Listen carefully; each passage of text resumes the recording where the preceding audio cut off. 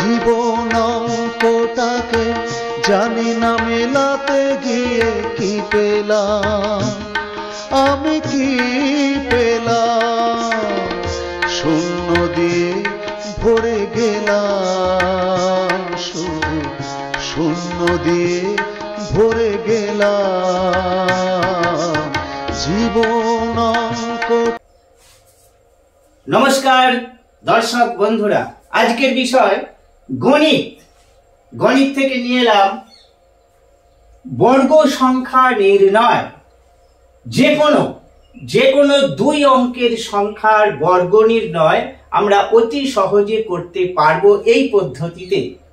আর গুণ পদ্ধতি সেটা তো আমরা সকলেই জানি। যদি 85 থাকে, এর বর্গ নির্ণয় করতে হয়, আমরা কি করি, 85 কে 85 দিয়ে গুণ করে দিই, বর্গ সংখ্যা চলে আসে।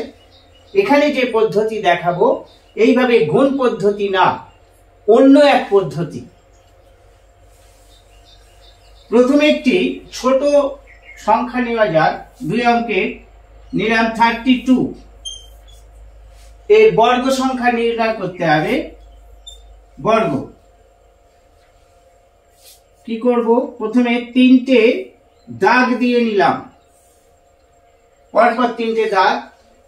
এখানে লিখলাম 1, এখানে 2, এখানে 1 আর এখানে 2 লিখে রাখলাম। সুবিধার্থে একটি সংখ্যাই এখানে বসাতে পারবো। যদি দুটি সংখ্যা হয় সেক্ষেত্রে কি হবে, এখানেও একটি সংখ্যা বসাতে পারবো। যদি দুটি সংখ্যা হয় সেক্ষেত্রে কি হবে দেখাবো। এখানে প্রথম অঙ্কটি 3 আছে, প্রথম সংখ্যাটি এখানে দেখতে পাচ্ছি 32 এর প্রথম অঙ্ক 3, তাহলে 3 এর বর্গ 9, এখানে 9 লিখলাম। 2 লেখা আছে কিন্তু একটি অঙ্ক হয়েছে, তাহলে আমাকে সেটাই লিখতে হবে। এরপর 2 এর বর্গ, 2 এর বর্গ 2 স্কয়ার, তাহলে 4 হবে 4, এখানে 4 লেখা হলো। এখানেও একটি অঙ্কই হয়েছে, দুটি অঙ্ক হয়নি।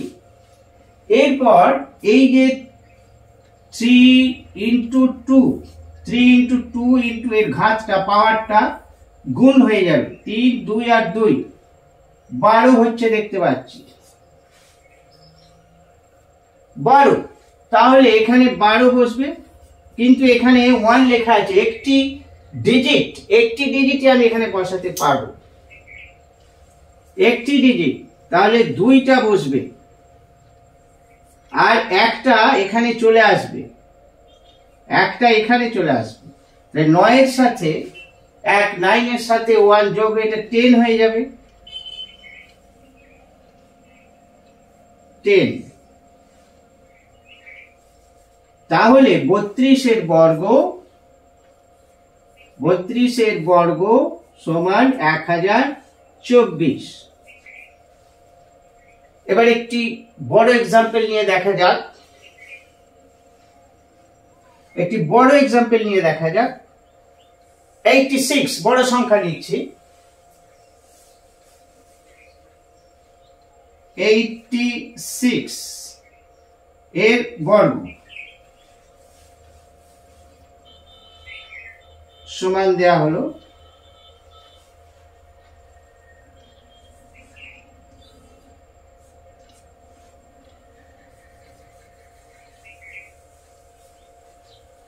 নিয়ম একই। এখানে 8 আছে, তাহলে 8 এর বর্গ 64, এখানে 64 লিখতে হবে। 8 এর বর্গ 64 হয়ে গেছে। এইবার 6 এর বর্গ 36, মাঝের লাইনটা ফাঁকা থাকবে, মাঝের লাইনটা শেষে লেখা হবে, পরে শেষে। তাহলে এখানে তো একটি সংখ্যা লিখতে পারবো, ডবল ডিজিট চলে এসেছে, কি করা যাবে, তাহলে 6টাই লিখতে হবে, 3টা এখানে চলে আসবে, +3। এইবার এই অঙ্কগুলো যোগ করতে হবে। 8 into 6 into 2 কত হচ্ছে, 96, 6 দিয়ে 6 12, 96। তাহলে এখানে চলে আসবে 96। এখানে 96 আর এখানে 3 আছে, তাহলে 3 যোগ করলে 99 হবে। 99। এখানে একটি ডিজিট বসাতে পারবো, এখানে 1 লেখা আছে, একটি ডিজিট, তাহলে আরেকটি ডিজিট এখানে চলে আসবে।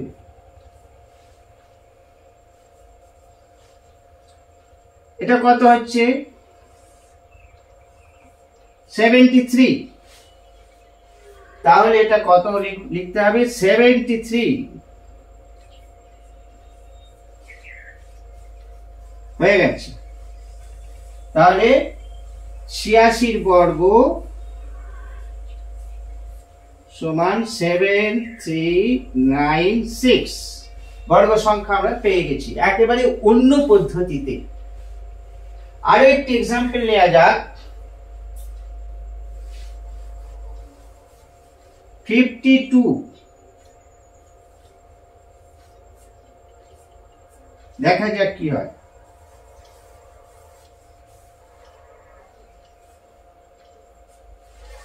5 বর্গ 25,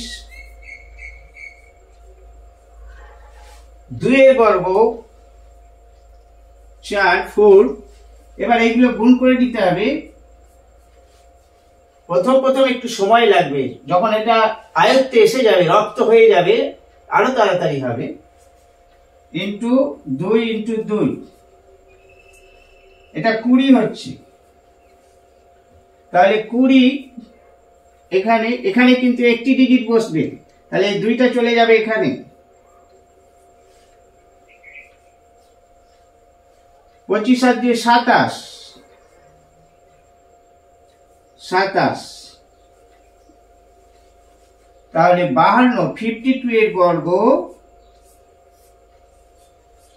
2704 হয়ে গেছে বর্গ সংখ্যা নির্ণয়। এই ছিল আজকের বিষয়।